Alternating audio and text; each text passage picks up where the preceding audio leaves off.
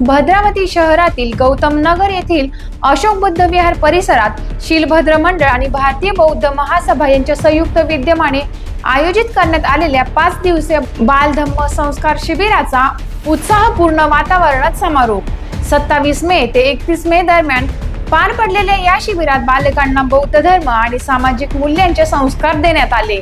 समारोपीय कार्यक्रमात भारतीय बौद्ध महासभेचे जिल्हा अध्यक्ष किशोर तेलतुंबडे, गुरु बालक मेश्राम, भाऊराव दुर्योधन, कविता चांदेकर, लेफ्टनंट कर्नल प्रफुल्ल भगत तसेच शीलभद्र मंडळाचे अध्यक्ष भारत खोब्रागडे यांच्यासह अनेक मान्यवर उपस्थित होते। शिबिरात वंदना, त्रिशरण, पंचशील, भगवान गौतम बुद्ध यांचे जीवन, डॉक्टर बाबासाहेब आंबेडकर यांचे चरित्र, बौद्ध सण व विद्यार्थ्यांसाठी प्रेरणादायी संदेश याविषयी मार्गदर्शन करण्यात आले। शिबिराच्या शेवटी सर्व सहभागी मुला-मुलींना प्रमाणपत्रांचे वितरण करण्यात आले। या उपक्रमाच्या यशस्वी आयोजनासाठी शीलभद्र मंडळ आणि भारतीय बौद्ध महासभेच्या कार्यकर्त्यांनी विशेष परिश्रम घेतले। टाइम्स ऑफ महाराष्ट्र न्यूज साठी वरोरा भद्रावती प्रतिनिधी आशिष कोटकर यांचा रिपोर्ट।